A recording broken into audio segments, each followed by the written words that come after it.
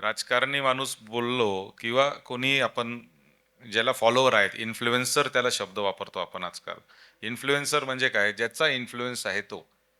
म्हणजे थोडक्यात तुमच्याकडे बघून लोक आपलं निर्णय घेत असतात. आयुष्यातले अनेक निर्णय तुमच्याकडे बघून, तुमच्या पोस्ट बघून, तुमचं व्हायरल होणं, तुम्ही जबाबदारीनेच वागलं पाहिजे. तुमच्याकडून चुकीचं स्टेटमेंट जाणं, तुमच्याकडून एखादं समाजामध्ये अ, तेढ निर्माण करणारं जाणं किंवा तुमच्याकडून एखादी खोटी माहिती जाणं, हे त्याचं आयुष्य उद्ध्वस्त करू शकतं.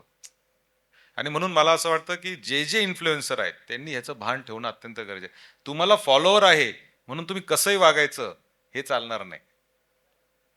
खरंय.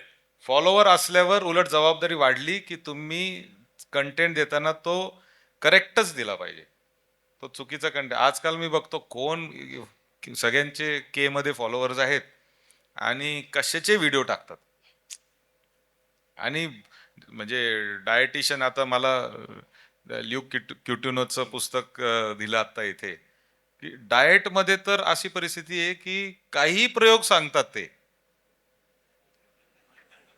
आणि डेस्परेट झालेले जे लोक आहेत ते काही पण करतात, खरंय. की ज्याला वजन कमी करायचे काहीच करून होत नाही, काही करतात पहाटे उठून हे ते 10 प्रकार करून उकळून पिऊन हे ते.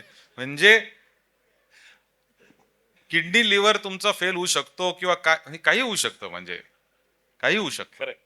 पण त्यामुळे पिंक टायगर नावाचं जे आता आहे, खऱ्या अर्थानं तुमच्या आहाराचा रंग जर वेगळ्या अर्थानं पिंक झाला तर वेगळ्या अर्थानं गंमत येईल. त्यामुळे जे तुम्ही म्हणताय, लुकने ज्या पद्धतीने आता क्युरेट केलेलं पुस्तक तुम्हाला दिलंय, आजच्या घडीला अगदी मोदी साहेब पण ते वाचतायत आणि त्यांच्या आहाराच्या नियमनासाठी लुकचा आधार घेतात. त्यामुळे आता तुम्ही जे बोललात आणि लुकचं जे पुस्तक आहे ते खऱ्या अर्थानं मार्गदर्शक ठरेल, म्हणजे जे नरेंद्र भैयांनी दिलं असं मला वाटतं.